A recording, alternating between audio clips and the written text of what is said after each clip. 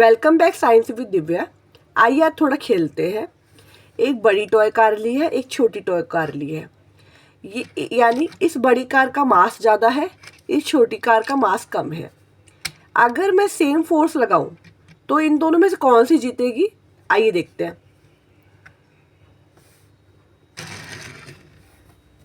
ये छोटी कार यानी जिसका मास क्या था, कम था, ये आगे की तरफ मूव की है। यानी ये जो हल्की कार थी इसने मूव किया फास्टर, ठीक है, देन दिस बिग कार। और यानी इसका क्या हुआ, मोर एक्सेलरेशन हुआ। और ये जो कार जिसका मास ज़्यादा था, एक्सेलरेशन कम हुआ, लेकिन हमने दोनों में फोर्स क्या लगाई थी, सेम लगाई थी। तो इससे क्या पता लगता है, ये यहाँ पर न्यूटन सेकंड लॉ यानी F = ma, इसने क्या किया है, ओबे किया है लॉ को। अगर हम मैं सेम कार, ये जो हमारी सेम बड़ी मास वाली है, ज़्यादा मास वाली कार है, इस पर अगर अपना फोर्स इंक्रीज कर दूँ तो क्या होगा, क्योंकि मास तो सेम रहेगा, ये बड़ी कार है।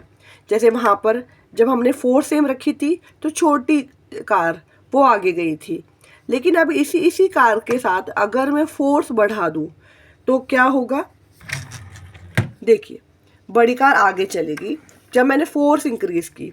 इससे क्या समझ में आया, when force increases acceleration increases if the mass is same. तो इस एक्सपेरिमेंट से, इस छोटे से गेम से हमें ये समझ में आया कि जो लाइट ऑब्जेक्ट्स हैं वो एक्सेलरेट मोर करते हैं फॉर द सेम फोर्स, और जो हैवी ऑब्जेक्ट है वो क्या करते हैं, एक्सेलरेट लेस करते हैं। और जब मोर फोर्स लगाई जाती है हैवी ऑब्जेक्ट पर तो वो मोर एक्सेलरेशन करती है। It obeys second Newton law, that is force = mass × acceleration. ये जो हमने अभी एक्टिविटी करी, आइए थोड़े से को डिटेल में समझे।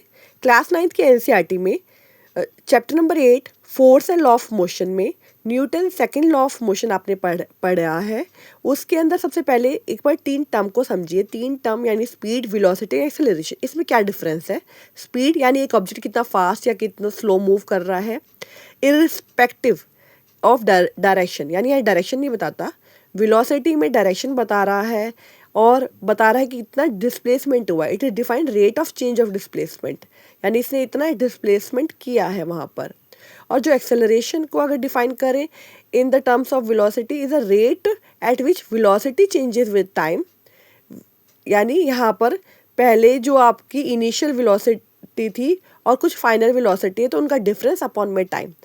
फॉर्मूला लिखा जाएगा तो स्पीड को आप डिस्टेंस अपॉन में टाइम, velocity displacement upon में time, and acceleration is change in velocity यानी v - u upon में time। अब न्यूटन सेकंड लॉ क्या है? Newton second law is often stated as F = ma, which means the force acting on an object is equal to the mass of an object times its acceleration. This means the more mass an object has, the more force you need to accelerate it, जो हमने activity के through समझा। NCERT के अंदर भी second law of motion को with examples और with mathematical formulation समझाया है, जिसके अंदर एक बॉलर अपना हाथ पीछे करता है कैच करने के लिए, जिससे टाइम थोड़ा बढ़ जाए और जो वो कैच करे तो उसको चोट कम लगे। ऐसे ही जब लॉन्ग जंप में होता है तो गद्दा बिछाते हैं। तो ये दोनों एग्जाम्पल भी ओबे करते हैं second law of motion. Thank you.